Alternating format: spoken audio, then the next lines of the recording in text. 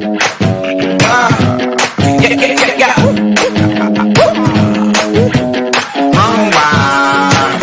on a mission and I won't stop. No destination, but it's worth a shot. You gotta let me go. You gotta let me go. You gotta let me go.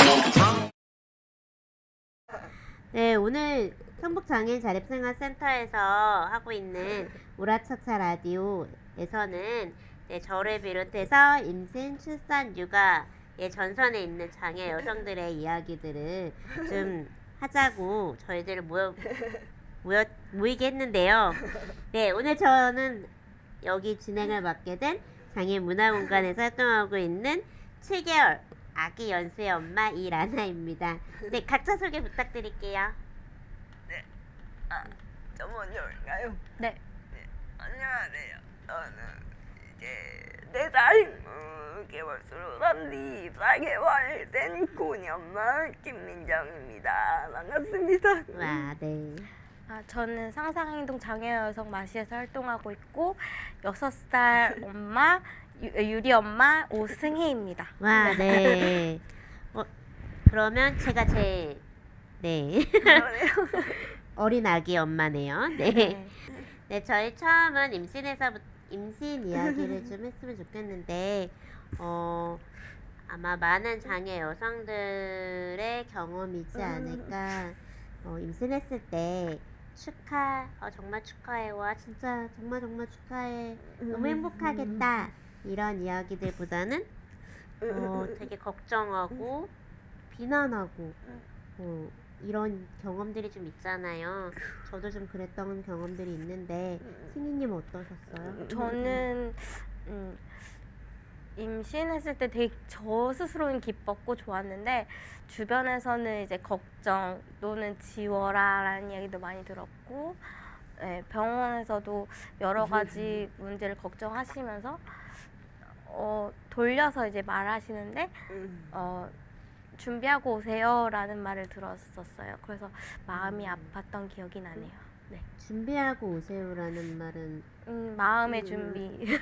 아이를 지우라는 이야기인 거죠. 네, 네. 그때 일이 뭐였냐면 아이가 그러니까 기형아 검사를 했는데 그 목둘레가 넓다고 이제 아이가 장애가 다운증 혹은 있을 수도 있어요 라는 이야기를 하면서 마음의 준비를 하고 다음 주에 오세요 라고 했는데 저는 지울 생각이 전혀 없었어요. 그쵸. 네. 근데 뭔가 이게 장애 여성의 임신은 너무 낙태가 당연시되는 그런 느낌들이 좀 있는데 민정님은 좀 어떠셨어요? 네, 저도 비슷한 경험인 것 같아요. 저 장애여성의 임신이라고 하면 아직까지 우리 사회는 걱정이 먼저고 부정당하고 거부당하고 이런 일들이 먼저 있는 것 같은데 저도 이제 결혼 전에 인사드리러 가잖아요, 시댁에.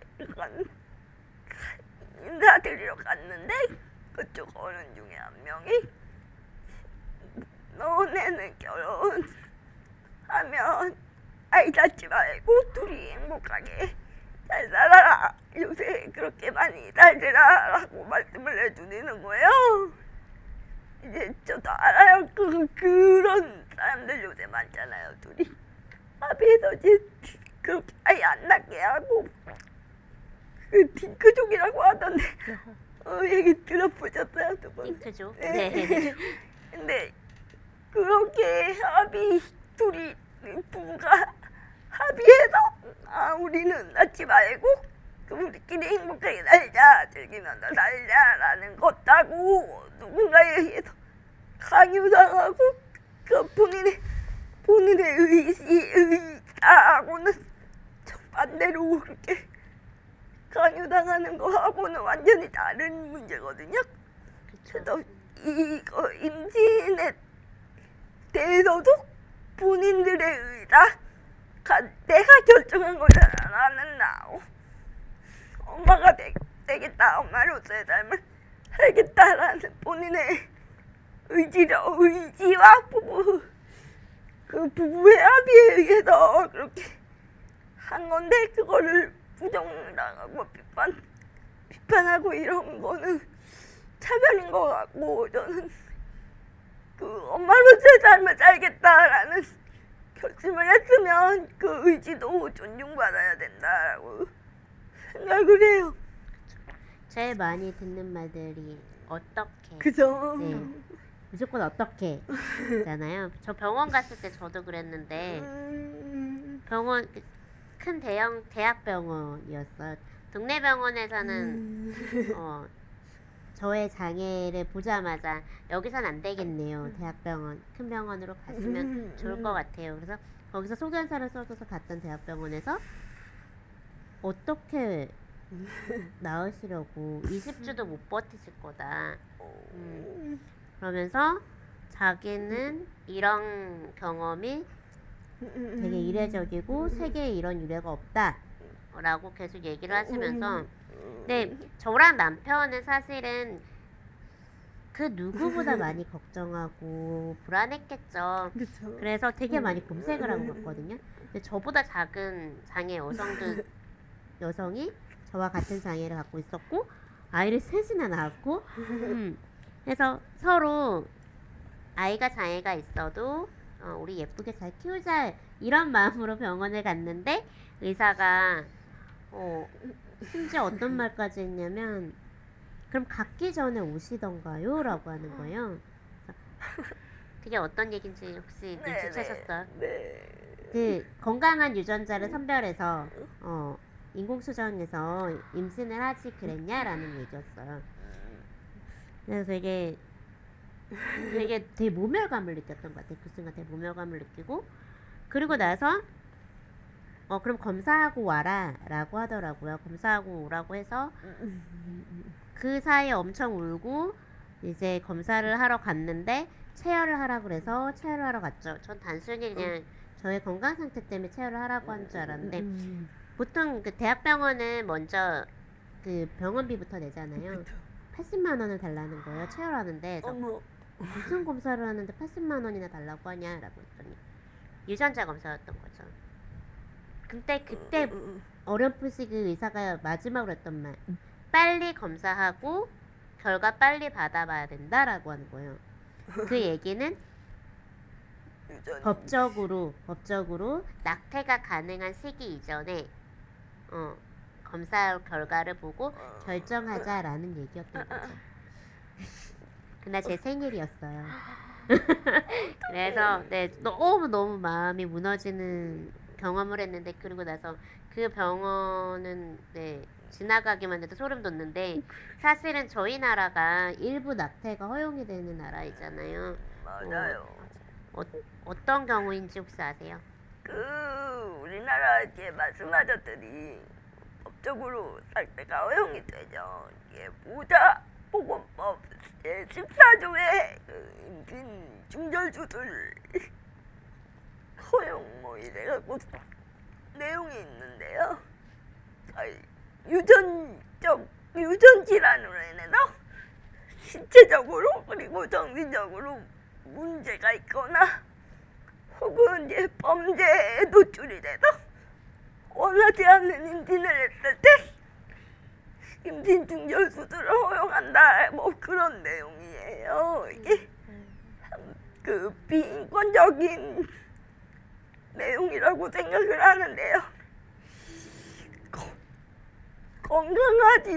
건강한 몸, 건강하지 못한 몸 이렇게 선별해서 너는 태어나도 좋고 너는 태어나면 안 되고 뭐 이런 가치 판단에 의해서 법조원이 생겨난 것 같은데 저는 생명은 다 똑같고 그리고 그 생명을 존중해야 되고 그런 사회적인 가치가 좀 넓어지고 높아졌으면 좋겠다라는 생각이 들어요.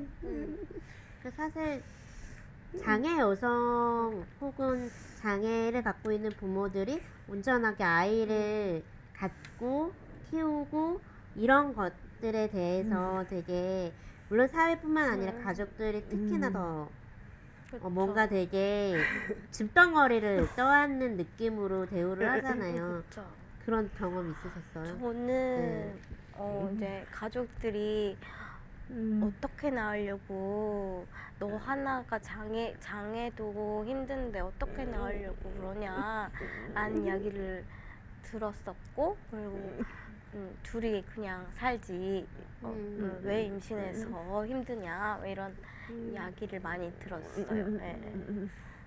그렇죠. 그리고 어떻게 키울 거냐 이런 소리도 그러니까 되게 많이 듣고. 세상 밖으로 나오지 않은 아이의 걱정과 함께 네. 내가 네 아이까지 거둬야 되는 걸 걱정하시는 맞아요. 그래서 축하받지 못한 임신 그리고 이 아이가 뭔가 재앙 같은 이런 취급을 받았을 때 되게 온전하지 못하다라는 생각이 들었었던 것 같아요. 뭔가 장애 여성의 임신은 뭔가 누가 책임져야 되는 일이고 또 이미 벌어진 일이니까 빨리 수습해야 되고 누군가에 의해서 이렇게 해결해야 되는 일인 것처럼 여겨지는 그런 우리 사회의 이런 분위기 인식이 좀 많이 바뀌었으면 좋겠다라는 생각이 들어요. 그죠? 그쵸. 솔직히 내가 낳아서 내가 키우는 건데 결국은 누군가의 책임으로 계속 이야기되는 것들 그죠? 그런 것들이 좀 건강하지 못한 느낌이 계속 있는데 임신했을 때 그래도 축하받는 것 이상으로 또 아이를 낳는 것도 제 전쟁 같지 않아요? 출산 경험 잠깐 더 얘기해 볼게요. 출산 어떠셨는지. 저는 사실은 대부분 장애 여성들이 제왕절개를 병원에서부터 권하잖아요. 그죠? 근데 저는 신체가 작다 보니까 더더욱 그런 얘기들이 당연시됐던 것 같은데 제왕절개 때 뭐 작으니까 더 많이 절개해야 되고 혹은 아이가 잘 못 나왔을 땐 갈비뼈를 눌러야 될 수도 있고 당신의 장애 상태가 뼈가 약한 장애이기 때문에 갈비뼈가 부러질 수도 있고 아이가 위험할 수도 있다. 좀 엄청난 1시간 가까이 수술 전날 경고를 들었거든요. 근데 그 경고보다는 되게 무탈하게 아이를 낳았었던 경험이 있는데 낳고 나서가 되게 힘들었고 사실은 어떠셨어요? 출산할 때? 저는 사실 되게 힘들었는데요. 그 아이를 출산할 때 그 전에 조산기가 있어서 이제 임신 중에 조산기가 있어서 갔을 때 그 안게 된 질병이 있어요. 그래서 그거를 제왕절개 2주 전에 들은 거예요. 그래서 그것 때문에 승희 씨가 위험하거나 아이가 위험하거나 둘 중에 하나 위험하다라는 이야기를 들었고, 그래서 제가 죽을 수도 있다라는 이야기를 들었어요. 그래서 사실 출산 전날 사람들이 병문안을 오고 괜찮을 거야라는 위로도 막 받고 막 그래서 긴장을 되게 많이 하고 들어갔죠, 수술실에. 조산기가 있을 때 질병을 알았다는 건 그때 조산기가 있을 때 맞는 주사를 이제 잘못 맞은 거죠. 그러니까 그거 뭐 심장이 두근거리거나 이러면 멈춰야 되고 이래야 되는데 이제 병원에서 그걸 방치한 거죠. 그래서 그래서 제가 이미 진행되었었고 그 이야기를 병원에서 저한테 미리 설명을 하지 않았고 그리고 아이 낳기 2주 전에 마취실에서 그것도 마치 그 과에서 들었던 거죠. 이 병이 있는데 알고 계셨냐? 그래서 모르고 있었다라는 거 얘기했고 그리고 이 병에 대해서 설명을 해주시는데 정말 죽을 것 같았어요. 그 당시에 제가 마음이 죽을 것 같았는데 다행히 건강한 아이가 나왔고 그 대신 제가 폐에 물이 차서 중환자실에 5일 동안 있었고 그리고 아이를 5일 만에 봤죠. 세상을 다 가진 듯한 느낌으로 아이를 맞이했고 네, 너무 기뻤고요. 네, 기쁨과 잠시 주변에서는 이제 어떻게 키울래라는 말이 다시 나와요. 다시. 네, 그리고 네, 사실 현실이 돼버린. 네, 나한테 맡겨 이런 얘기도 많이 듣고. 네. 보이기 조금했다 더 네. 어떻게. 네, 어떠셨어요 민정님? 저는 출산 때? 두 분의 경험보다는 그렇게 막 무섭거나 겁먹고 막 이런 건 없었는데 그 임신 처음에 알게 되면 동네 산부인과 가잖아요. 그 호텔도 특이하고 그거 확인 받으려고 가는데 저도 동네 병원 갔어요. 그 여자 산부인과 의사 선생님 진료한다는 데를 찾아서 이제 갔는데 그 선생님이 이제 장애 산모를 처음 본 듯한 얼굴과 표정과 당황스러움을 드러내시면서 저한테 하시는 말씀이 이제 그 아이 아빠랑 같이 다냐 뭐 이런 식으로 아이 아빠랑 아빠랑 같이 다냐 다냐. 그게 어떤 의미인지 아시죠? 그러니까 뭐 아빠가 없이 아이를 가진 그렇지 그런 그거예요. 여성. 네. 그리고 큰 병원 가야 될 것 같다. 여기서는 안 된다. 뭐 이런.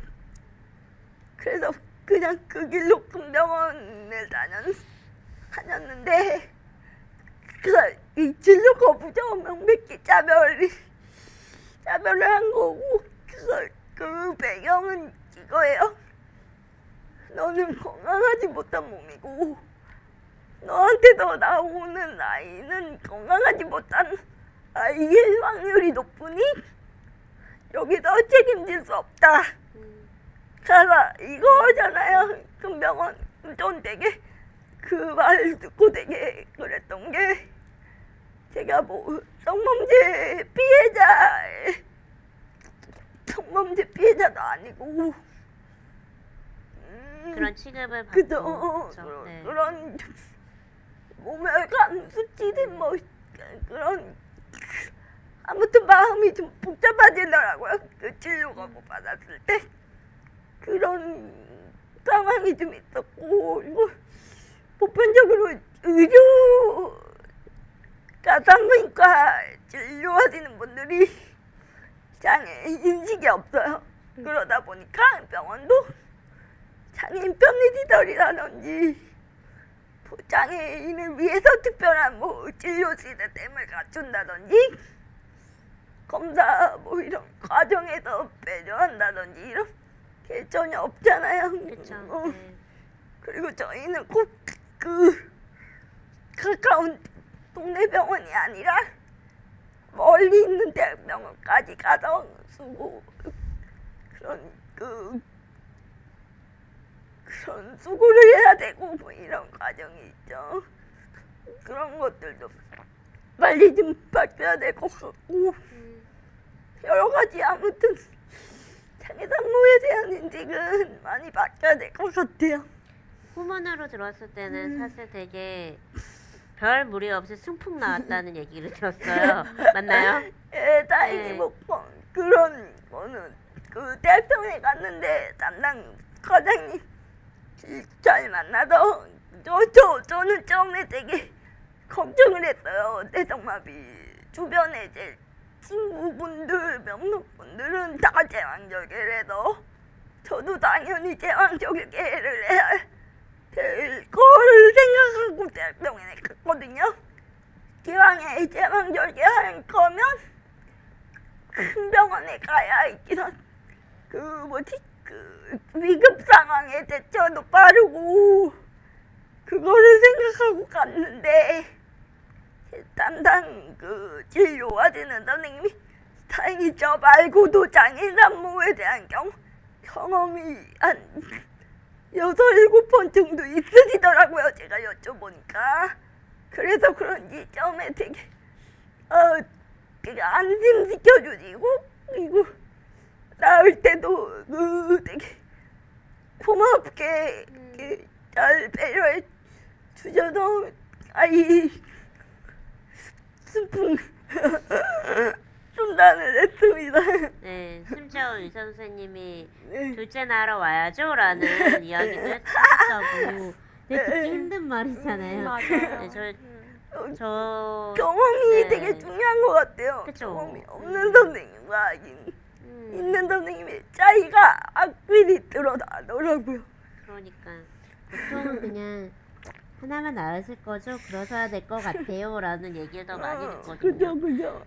아까 뭐 그런 얘기 했잖아요. 장애인 편의시설이 갖춰질 의료 장비가 갖춰지지 않은 네. 병원들, 뭐 마치 장애 여성의 산부인과는 대학병원에만 있는 것처럼 전 제가 제일 부러웠던 네. 거는 친구들이 산부인과 고르고 산후조리원 고르고 맞아요. 뭐 이런저런 그 선택권이 선택지가 되게 많아서 여기 병원은 뭐가 좋더라 이런 얘기들을 할 때 저희는 어느 대학병원이 그나마 나를 좀 받아줄까 이런 씁쓸한 생각들을 할 때 경험들을 할 때 그러니까 제일 안타까웠던 것 같아요. 특히나 출산을 하고 나면 찬바람 쐬지 말라고 그러잖아요. 맞아요. 네, 저는 그 장애인 화장실이 복도 밖에 있었어요.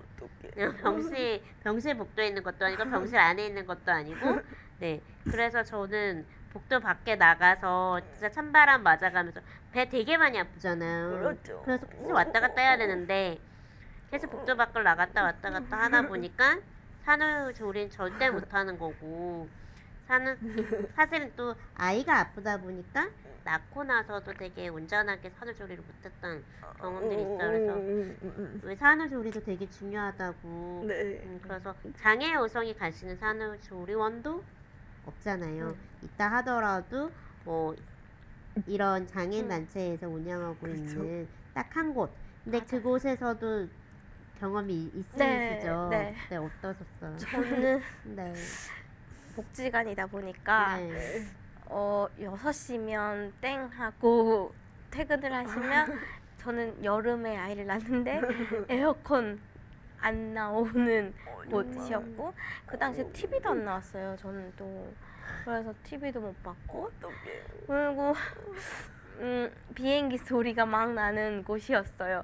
그래서 그게 더 스트레스 받았던 것 같고 그러니까 사실 산후조리를 하면서 우울증이 더 심했었던 거고 그래서 원래 2주 약속하고 갔던 곳인데 열흘도 못 채우고 나왔던 경험이 있는 것 같아요. 네.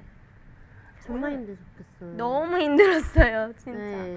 네. 감옥이었네요. 사실. 네. 뭔가 내가 이렇게 나의 건강을 위해서 들어간 곳이 아니라 네. 네, 그냥 또, 네. 또 산후조리 해주시는 선생님을 잘 만나야 되는데 선생님과 저와 맞지 않았던 거죠.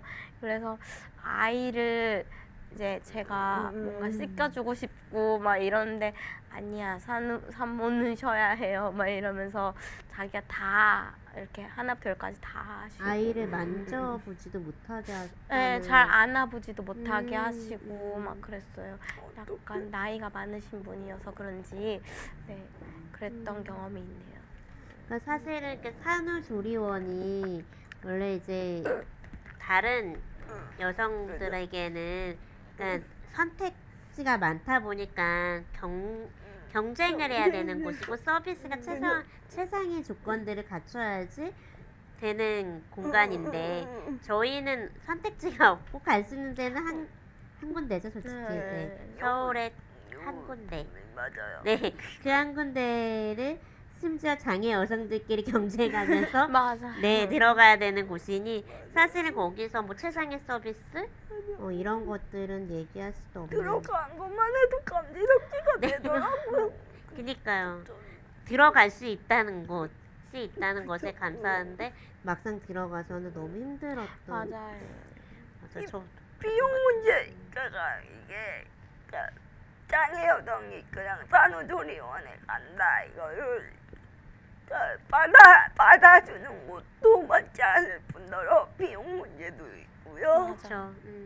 그리고 간다고 해도 이 포장구를 쓰잖아요. 이거에 대한 거부감이 굉장히 크더라고요. 맞아요. 아이와 산모와 이런 위생 깨끗한 곳 산후조리원은 철저하게 박하하고 이런 외부 공간하고 차단돼서 위생단 관리를 받는 곳인데 이게 전 포장구는 장애인의 신체 일부임에도 불구하고 안 된다.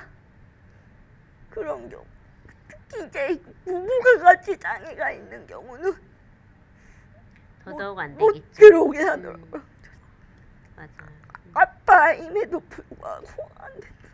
되게 또 산모들끼리도 예민하잖아요. 그러니까 어쨌든 산후조리원에서 안 된다기보다는 그 안에서의 그렇죠. 인식들, 그렇죠.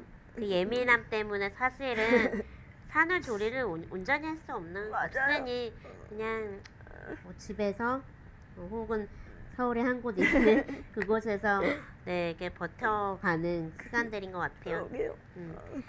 네, 출산 얘기 되게 하고 싶은 말이 많긴 한데 또 이어서 그만큼 더 힘든 지금 현재 이야기들인 거죠. 육아 이야기를 좀 이어갔으면 좋겠는데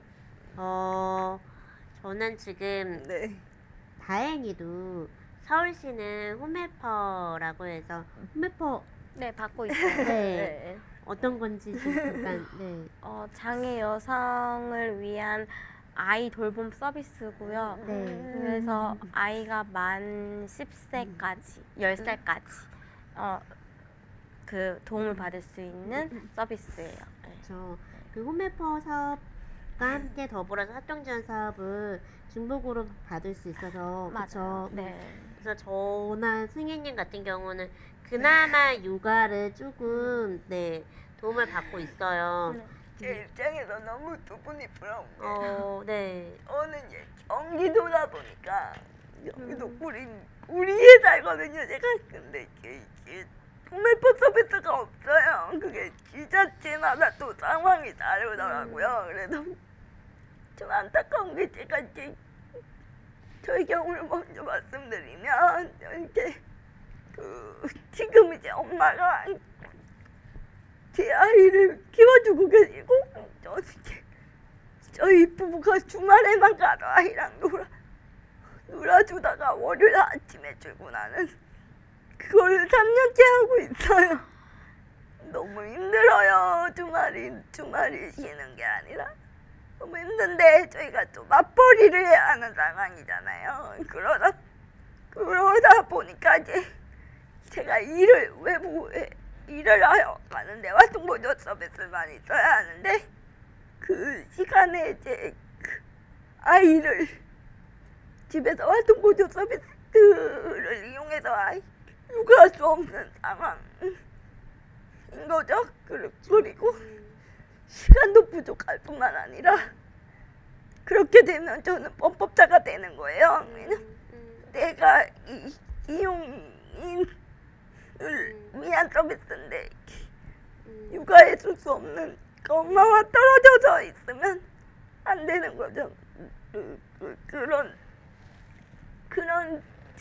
활동보조 서비스가 그게 문제라서 저는 지금 말한 홈헬퍼 서비스 참 좋은 서비스라고 생각하는데 이 좋은 서비스가 좀 전국적으로 확대됐으면 좋겠다. 그래서 지역에 사는 우리 장애인 엄마들도 아이를 걱정 없이 내가 내 품에서 키웠으면 좋겠다라는 생각이 있어요.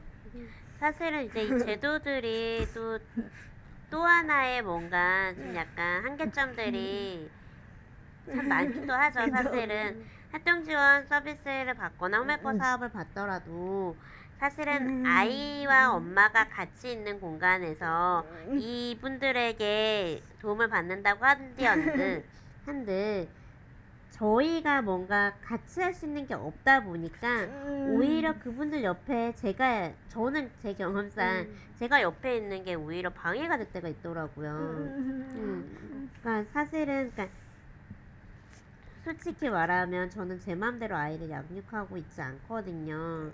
그러니까 약간 그분들이 원하는 양육 방식으로 그래서 제가 할 수 없는 제가 포기해야 되는 그리고 아이를 맡겼다는 건 이미 제 일이란 느낌이 너무 강해서 그래서 사실은 되게 그냥 다 포기하고 그냥 네 그렇게 하세요 네 그렇게 하세요 그러고 말아버리거든요. 근데 사실은 되게 모든 지침상에 홈메퍼에도 똑같이 있어요. 엄마와 분리해서 아이를 두지 말아요. 두지 말아라. 정말. 계속 같이 거의 같은 그러니까 만약 4시간을 받으면 2시간 이상은 떨어지면 안 된다라는 조항들이 있거나 활동 지원도 마찬가지나 이용인이 없이 그렇죠. 활동 지원인이 아이를 양육할 수 없는 것처럼 약간 근데 사실은 장애 요성과 맞지 않는 그죠.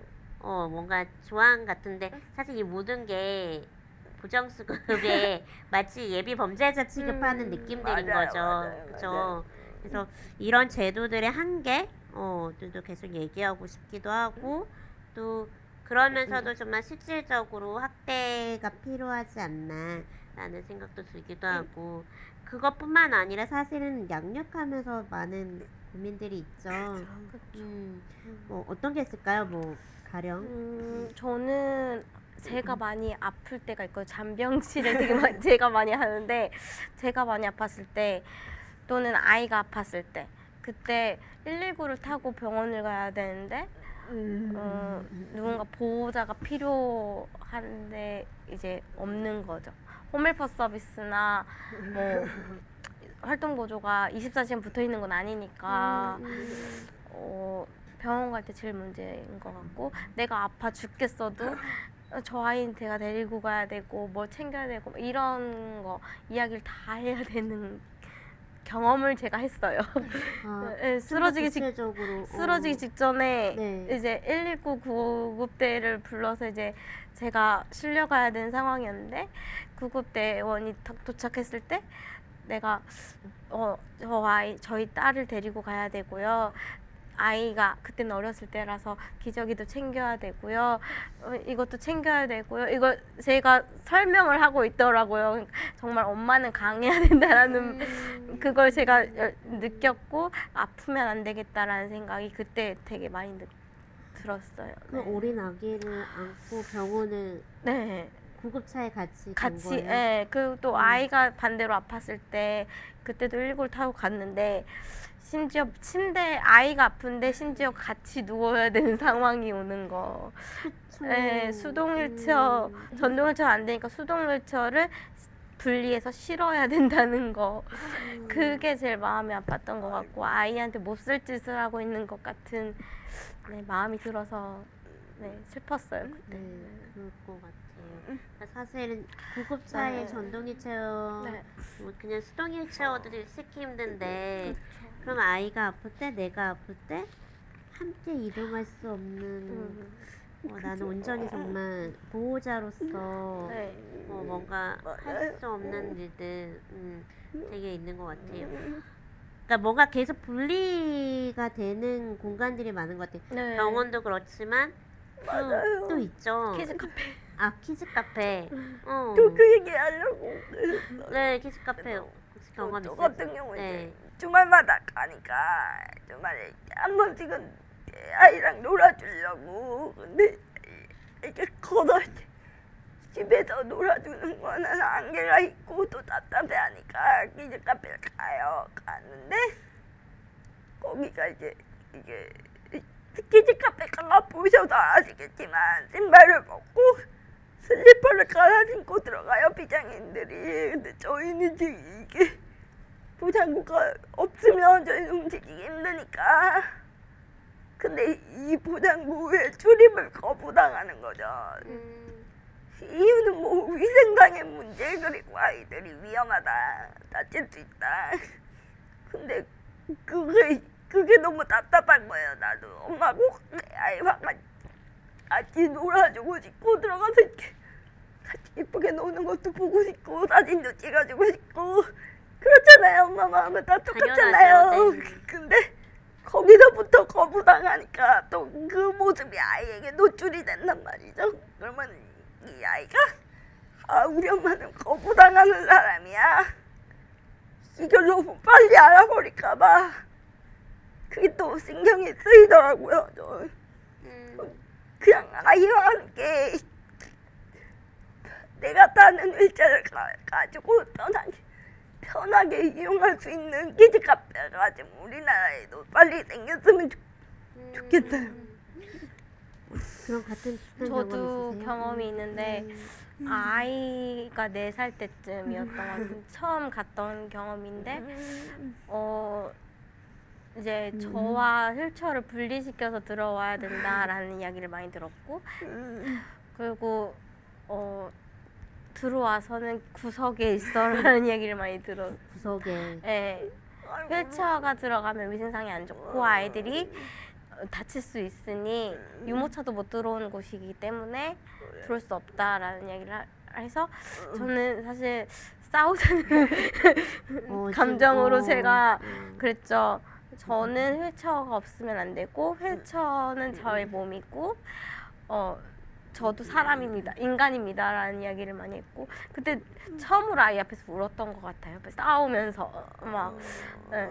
그래서 아이가 이제는 이제 당당하게 사는 엄마를 그때 처음 봤고 이제 뭐 휠체어가 못 들어간다는 곳은 아예 아이가 안 가려고 하고 네.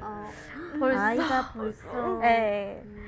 우리 엄마 휠체어예요라고 이제 말하고 있고 네, 여기 들어갈 수 있냐고 먼저 물어봐주고 막 그래요. 그래서 키즈 카페는 아예 생각도 안 하고 아이 만약에 가고 싶다 그러면 이제 앞에서 계산만 하고 뒤돌아서 장 보고 있거나만 이래야 되는 아이가 상황. 덜 미안해하지 않게 네. 엄마는 그럼 장 보고 올게. 너 네. 가서 재밌게 놀다 와. 네, 그쵸. 맛있는 거 사놓고 있을게. 우리 저녁 먹을 거 생각. 막 이런 거. 근데 사실 또 아이들은 또 그 공간 안에서 또 다른 엄마들을 만나잖아요. 맞아요. 그쵸. 맞아요. 그런 경험이 있었다고. 저희 아이가 키즈 카페 안에 뛰는 거 있잖아요. 점프 하고 저희 아이 표현이 점프 하라고 하는데 방망이를 좋아하는데 가는데 저는 거기를 못 들어가니까 방망이 거기 가면 제가 넘어져요. 꾸렁꾸렁 하니까 저는 이제 엄마 같이 가세요. 같이 가자 그러면 나는 못 들어가니까 꼬나 엄마가 여기 점프 하면 넘어져. 엄마는 코프가 깨서 꼬니 점프 하는 거 보고 있을게. 그렇게 해주곤 했거든요. 근데 어느 날 이제 키즈 카페 갔는데 거기 이제 다른 엄마가 자기 아이랑 놀려고 들어가 있더라고요. 그리고 보더니 우리 애가 처음 보는 아줌마 손을 잡고 같이 뛰는 거예요. 그래서 그걸 밖에서 봤어요. 제가 마음이 무너지더라고요. 그리고 나와서 한참 후에 제가 물어봤어요. 꼬나 엄마랑 점프 하고 싶어? 그랬더니 엄마랑 점프 하고 싶다고. 저는 못 해주니까 이제 아이는 그렇게라도 이제 뛰고 싶었나 봐요. 엄마랑 같이 엄마를 대신해서 아줌마 처음 보는 아줌마도 자꾸 뛰는데 마음이 안 좋더라고요. 그러게요. 이 얘기를 들으니까 오늘 아침에 저희 7개월 된 아기가 저는 이렇게 번쩍 안아줄 수가 없잖아요. 그리고 요즘에 우리 연수가 이렇게 안고 움직여줘야 돼요. 걸어가줘야 돼요. 그래요? 그래야 좀 달래지거든요. 그러니까 계속 엎드려 있고 누워 있으니까 안겨서 공중부양하는 게 너무 편한 거지. 근데 오늘 이상하게 연수 눈빛이 그렇게 안겨서 씩 저를 보면 웃는데 연수 눈빛은 저한테 미안하다 그러는 것 같은 거예요. 그래서 나중에 내가 이런 경험들이 점점 많아질 텐데 내 아기가 미안해하지 않았으면 좋겠다. 나도 맞아. 더 강해져야겠구나. 어떻게 더 아기에게 서로 미안해하지 않는 일들이 맞아요. 많이 생길까 그런 상상을 잠깐 했었거든요. 사실은 아까 뭐 산후조리원에서부터 계속 그다음에 또 뭐 아이를 키우면서부터 계속 이 휠체어를 탄 저희들이 계속 분리되는 경험들이 되게 계속 반복되는 것 같아요. 사실 저 부산 여행 갔을 때 저는 다른 경험이었어요. 그땐 친구 아기였죠. 친구 아기랑 같이 어느 박물관을 갔는데 해양박물관이었던 것 같아요. 거기 갔는데 거기 1층은 어린이가 노는 곳이었는데 그 노는 곳에 들어갔을 때 너무나도 아무렇지 않게 거기서 일하시는 분들이 죄송합니다만 휠체어 한 번만 닦을게요 라고 하면서 정말 닦아주시고 들여보냈거든요. 그래서 저는 사실은 마치 이거는 정말 너무 더럽고 오염된 물건이고 위험한 물건이고가 아니라 이 물건이 없으면 물건이 아니죠. 이것이 없으면 엄마가 아이와 함께 할 수 없구나라는 것들을 아는 게 되게 중요한 것 같아요. 맞아요. 그래서 왜 그러지 못할까 라는 좀 아쉬움과 또 슬픔이 있어요. 맞아. 그래서 저희의 육아 일기의 항상 끝은 미안해하지 않기인 것 같아요. 근데 참 쉽지 않아요. 저 되게 그 마음을 매번 다잡고 아기를 낳기 전부터 이제 그런 상상을 했었는데 그게 쉽지 않더라고요. 특히 이제 아이가 커가면서 엄마의 장애를 인식을 해요. 저희 아이도 4살인데 지금도 엄마는 삐뚤삐뚤 걸어. 엄마 왜 그렇게 걸어라고 얘기를 해요. 벌써부터. 근데 이제 제가 페이스북에 올린 적이 있는데 네, 맞아. 기억이 나요. 네. 기억나죠? 네, ABC에서 ABC에서 퀴즈를 낸 적이 있다. 누구의 대답일까요? 하면서 A는 엄마 아파서 그래. 엄마 아파서 그래. B는 엄마가 이상해. B는 엄마가 이상해. 그 C는 고나 엄마는 원래 이렇게 걸어. 고니는 고니처럼 걷지. 엄마는 엄마처럼 걷는 거야. 라고 이야기했거든요. 혹시 누구의 대답일 것 같아? A는 엄마 아파서 그래. 활동 뭐죠? B는 엄마가 이상해. 엄마. C 엄마는 엄마처럼 걸어. 고은이는 고은이처럼 걸어야지. 타인? 네, 저는 맞췄어요. 그쵸? A는 A는 어머니, B는 남편. 엄마가 이상해라고 물을 정도면 사실은 거의 장난기가 가득한 남편의 이야기일 것 같았고 아빠의 이야기일 것 같았고 C는 역시나 활동가이신 엄마의 이야기 같았거든요. 제가 그래서 제가 남편한테 자려고 침대에 누워가지고 깐소리 했어요. 자기야 그렇게 하면 고니가 엄마를 이상하게 보는 게 당연한 것처럼 받아들이지 않을까? 라고 질문했더니 아무 말 못하더라고. 아마 그렇게 말해놓고도 그렇게 생각할까봐 걱정했을지도 몰라요. 근데 사실은 아이들은 되게 별 의식 없이 그러니까 편견 없이 보이는 대로 묻잖아요. 그렇죠. 그런데 아이들이 뭔가 차후에 그런 뉴스 있었잖아요. 빌라에 장애인이 이사 오니까 빌라 주민들이 이사를 거부한 거죠. 근데 그 이유가 여기에 살고 있는 아이들이 우리 인식이 달라질까봐 걱정이 돼서 안 되겠습니다. 교육 차원에서도 안 되겠습니다라고 한 거죠. 그래서 아이들은 어떤 인식을 갖고 있길래 그러게요. 근데 사실은 그 다 모든 걱정은 어른들이 하는 거고 맞아. 우리가 하는 거잖아요. 그죠? 그러다 보니까 사실 아이들이 되게 순수함 또 생각보다 아이들이 저희보다 더 강한 것 같기도 해요. 그렇죠. 얘기 들어보니까 사실은 아이들이 더 강하다는 생각이 들어서 음. 한편으로는 좀 안심이 돼요. 우리 연수도 그러지 않을까 말한 그런 되게 자연스럽게 받아들이는 것 같아요. 막 이런 것도 아무렇지 않게 오히려 우리가 더 오버하고 더 미리 염려하지 않는 게 아닐까 하는 생각이 들더라고요. 맞아요. 맞아요.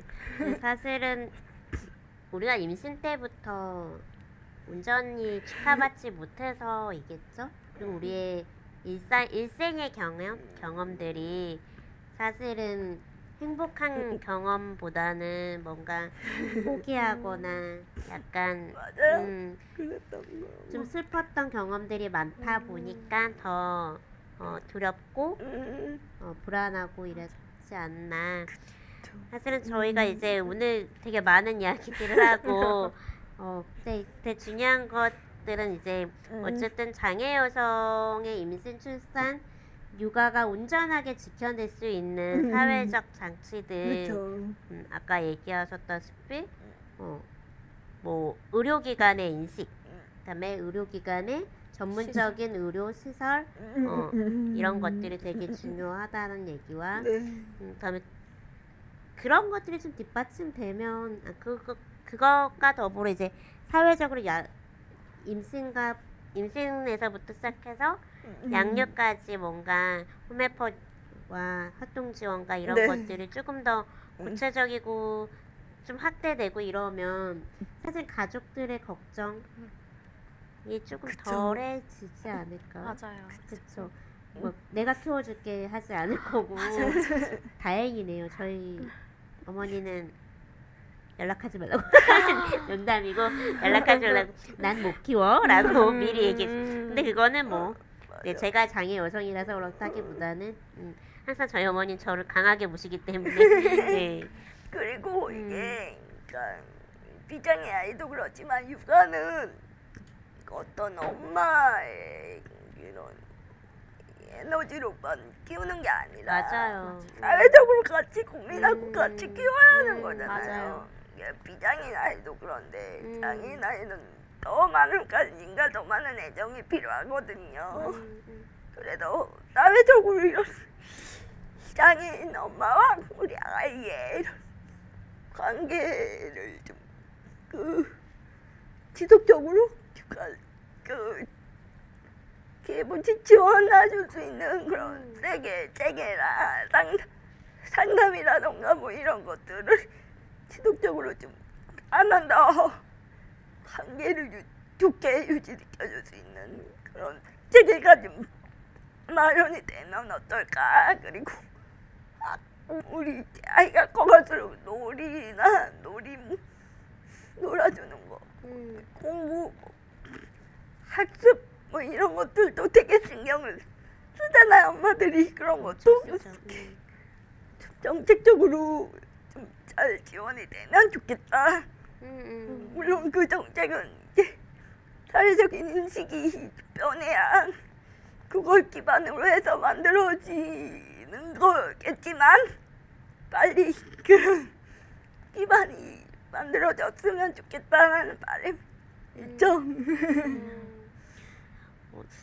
또 뭐 어떤 것들이 좀 더 저도. 얘기가 됐습니다. 저도 그렇고 저도 똑같이 생각하고 또 놀이시설 같은 것도 아이와 함께 장애 여성이 같이 장애 엄마가 같이 이렇게 놀 수 있는 공간이 마련됐으면 좋겠어요. 저는 네네. 그런 인식들 장애 여성이 휠체어와 벗어나지 않는 인식이 생겼으면 엄마 아이가 그쵸. 엄마와 아이는 분리되지 않는 한 몸이어야 되는 그런 인식. 유리가 더 이상 슬퍼하지 않고 미안하지 슬퍼하지 않는. 그렇죠. 그 사실은 이제 기획 의도에서는 기획 단계에서는 있지 않은 대본인데요. 만약에 나중에 우리 아이들이 이 방송을 볼 수 있게 된다면 이런 가정하에 너무 슬픈 수도 있는데 슬프다. 하지만 벌써 슬프는데. 나의 유리 나의 고은이 나의 연수에게 마지막으로 해주고 싶은 얘기 벌써부터 안 돼요. 네, 갑자기 대본이 없는 걸. 그래도 되게 슬프다. 슬프지만 좀 더 먼저 해볼게요. 그러면 네, 제가 좀 해볼게요. 제가 왜 이걸 하고 싶었냐면 갑자기 사실은 보는 분들이 저희가 되게 불쌍해 보이지 않았으면 좋겠다는 거, 그리고 저희들 되게 너무 대단해 보이지도 않았으면 좋겠다라는 거. 그죠? 그냥 저희가 그냥 똑같은 여성이고, 그리고 엄마고, 그리고 이 사회 한 시민이고, 그런데 우리 아이들이 벌써부터 엄마의 장애를 알고 벌써부터 미안해하거나 사람들의 눈치를 보는 것들이 저희한테 되게 슬픈 일인 거잖아요. 그래서 그렇기 때문에 아이에게 한마디 더 던지면 좋겠다라는 생각이 들었어요. 네. 아직 7개월밖에 안 된 우리 연수가 나중에 이 방송을 보게 된다면 연수야, 엄마와 함께 이 방송에 또 한번 나오지 않으렴? 왜냐면 저희 연수도 지금 아프고 또 연수도 장애 여성으로 이제 살아가게 되겠지만 엄마가 이렇게 산 것처럼, 그리고 엄마의 엄마가 엄마를 키운 것처럼 연수도 그렇게 자라주길 바라고 당당해지길 바라고 더 건강했으면 좋겠다 라는 생각이 들고, 더 건강한 세상을 위해서 지금 이 방송이 연수에게 큰 힘이 됐으면 좋겠다라는 이야기를 전하고 싶습니다. 와. 네. 그리고 아유, 슬퍼. 울지 마요. 안돼. 아우 슬퍼라. 아이고. 아유. 아까 이야기 드러나지 않았던 이야기를 하자면 저는 이제 아이고 진행성 시각장애를 갖고 있어요. 그래서 어떡해. 아이고 슬퍼라. 괜찮아요. 좀- 편집해 주실 수 있어요. 좀 강하게 살고 싶어서 아이한테도 되게 많이 혼내고 조금 강한 엄마가 되고 싶어서 이제 아이 앞에서 절대 울지 않겠다라는 생각도 했고, 조금 안 좋은 모습도 안 보이겠다라는 생각을 하고 살았는데 유리한테 하라면 하라는 거죠.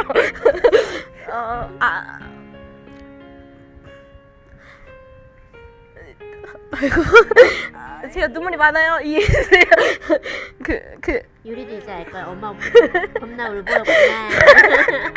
아이 선생님 아우 슬퍼. 참 내 딸 유리야. 엄마는 비록 장애가 있지만 당당하고 싶고 유리한테만큼은 모든 걸 다 해주고 싶은 마음이 있고, 또 엄마가 안 보여도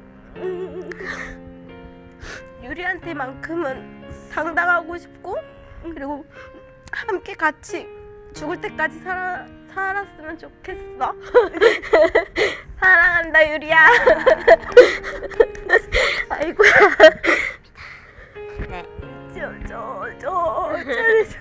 아이 이게 나는 이거 보니까 자꾸 눈물 나. 어떡해.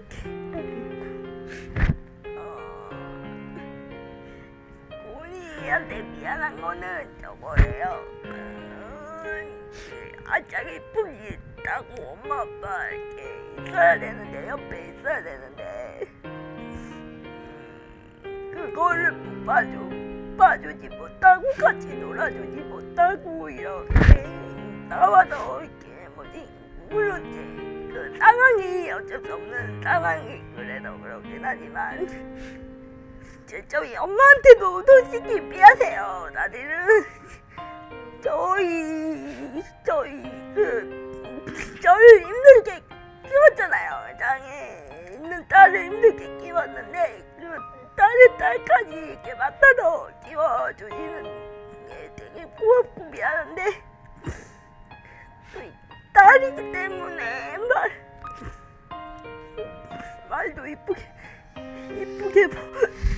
못하고 엄마 왜 이렇게 소리를 지르냐 애한테 왜 그러냐 이렇게 잔소리 하게 되고 뭐 그러긴 하는데 엄마한테는 엄마한테대로 미안하고 본이한테는 되게 그런 이쁜 모습으로 잘 커가는 것도 고맙고 근데 그런 걸 충분히 엄마로서 봐주지 못하고 있는 것 같아서 미안하고 그런데 똑같아요. 나도 당당한 엄마 누가 막 손가락질하고 장애인이라고 비난해도 본이한테만큼은 언제나 당당하고 떳떳한 엄마 그리고 용기 있는 엄마 힘 있는 엄마 뭐든지 할 수 있는 심지어 내가 세상까지 바꾸는 엄마이고 싶다는 생각이 들었어요. 그래서